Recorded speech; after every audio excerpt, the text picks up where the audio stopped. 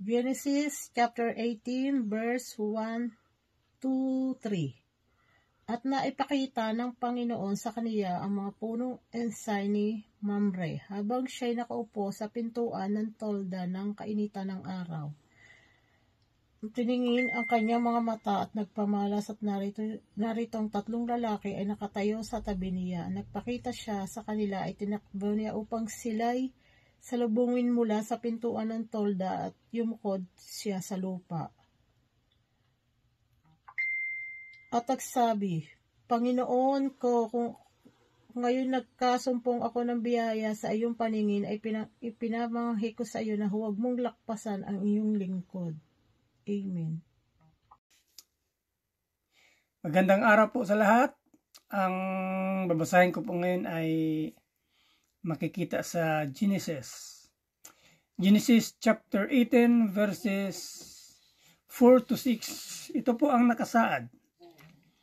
Magpahinga muna kayo rito sa lilim ng puno at ikukuha ko kayo ng tubig na panghugas sa inyong mga paa. Ipaghahanda ko na rin kayo ng makakain para lumakas kayo bago kayo maglakbay. Nagagala ko kayong ipaglingkuran habang narito kayo sa amin. Sila'y tumugon, Salamat, ikaw ang masusunod.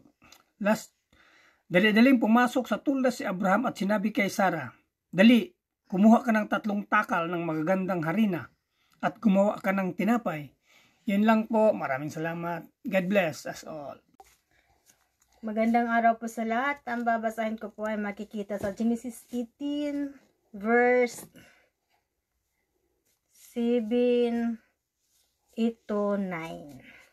Pumili naman si Abraham ng isang matabang guya mula sa kawan at ipinaluto kaagad sa isang alipin.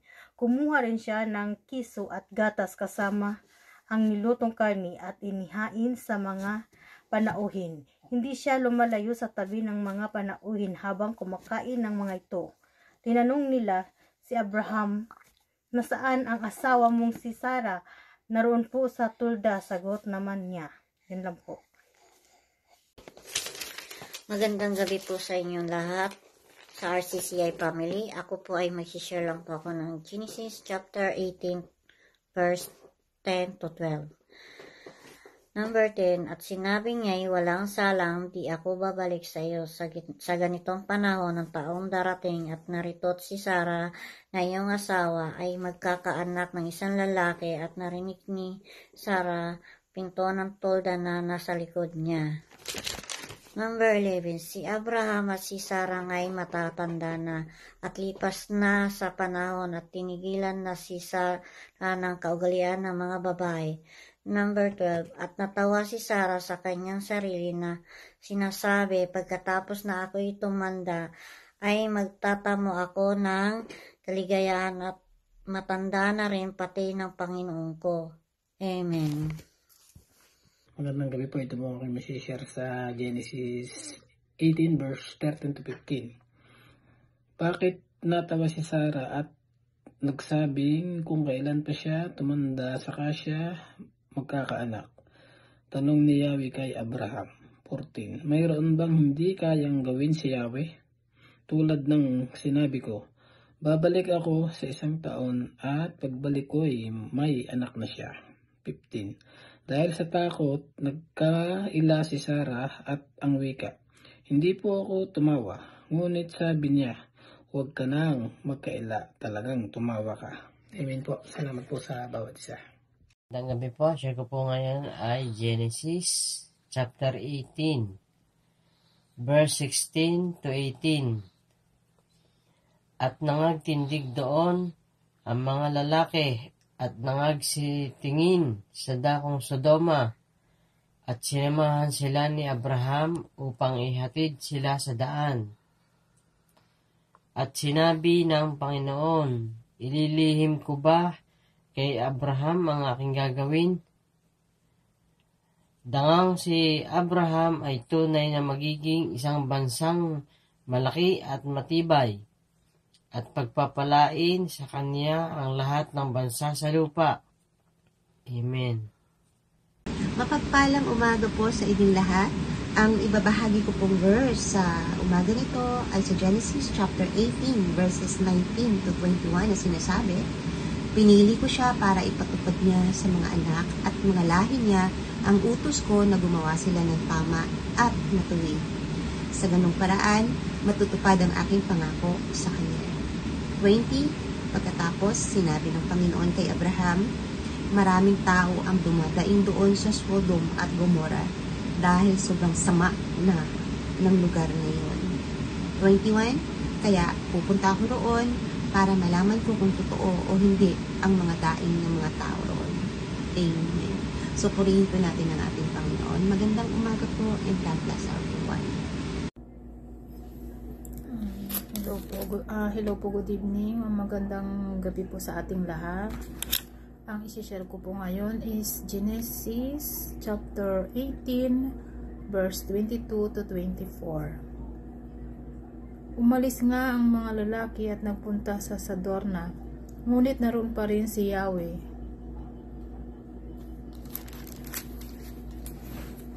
Sa tabi ni Abraham, itinanong ni Abraham, lilipulin po ba ninyo ang lahat ng tao, ang mabubuti, kasama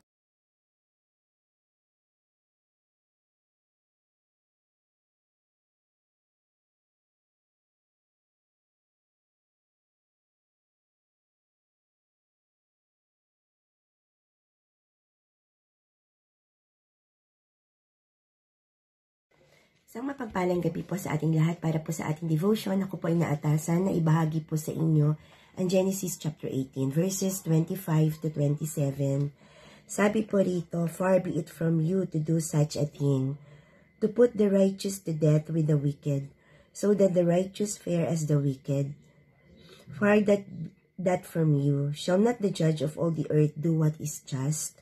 And the Lord said, if I find at Sodom 50 righteous in the city, I will spare the whole place for their sake. Abraham answered and said, behold, I have undertaken to speak to the Lord, I who am but dust and ashes. Amen. Purihin ng Panginoon sa pagkabasa po ng kanyang salita. So dito po sa previous verse, ayan, nakita po natin na nakipag-usap po si Abraham kay Lord at nagtatanong po siya na kung talagang lilipulin ba niya lahat ng tao, ang mabubuti at ang masasama. Sabi po niyang ganoon. Sabi niya, naniniwala ko na hindi mo gagawain yun, na isasama mo yung mabubuti. Sabi niya, ikaw ay makatarungan. Sabi niya, ganyan. Hindi mo magagawa yon, sabi niya ganoon. Ngayon sabi niya, parang nakikipag-bargain po siya kay Lord. Sabi niya, paano po kung merong 50? Sabi niya ganyan, lilipulin mo pa rin ba? Sabi niya ganon. Kaya sumagot si Lord sa kanya, na kung merong 50, hindi ko yan lilipulin. Alang-alang doon sa 50 na yon. So, sa 27, sinabi ni Abraham na humihingi siya ng kapatawaran sa kanyang kapahangasan, sa pakikipag-usap, sa pakikipagtatanong ng ganon kay Lord, na parang nakikipag-bargain na po siya. Dahil kinumpara niya ngayon sarili niya sa alikabok at saka sa abo na ganoong kaliit lang para ganon lang siya kaliit para makipag-usap kay Lord.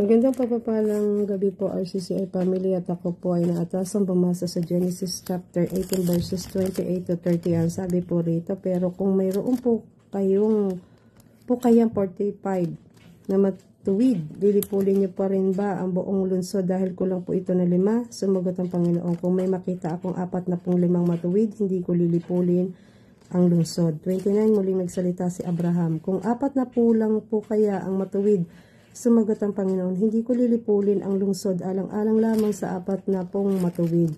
30, muling nagsalita si Abraham, huwag po sana kayong magalit sa akin, Panginoon, dahil magtatanong pa po ako, ano po kaya kung may 30 lang na taong matuwid? Sumagot ang Panginoon, hindi ko pa rin lilipulin ang lungsod kung may makita akong 30 tao na matuwid. Amen. Purihin ang Diyos sa pagbabasa ng kanyang mga salita. Dito po una, nag-alay po muna si Abraham para po sa ating Panginoon. At sa Sodom naman po, ito po yung nagmakaawa si Abraham para sa lungsod ng Sodom. Sa Sodom po, nandun po si Lot, yung pamangkin ni Abraham. Nandun ang pusong ama talaga ni Abraham, na tulad ng binigay na pangako ng ating Panginoon na siya'y ginawa na ama ng maraming nasyon. Na bilang ama, siguro po talaga kahit ibang tao to, na hindi siya mapanatag, na alam niyo yung mapaparusahan yung ibang tao, yung lilipulin yung ibang tao. Naroon po yung pusong pagiging ama ni Abraham, yung pagmamahal niya sa kapwa niya, kung kaya't na ginawa niya, nag-alay siya sa ating Panginoon para po kalugdan ng ating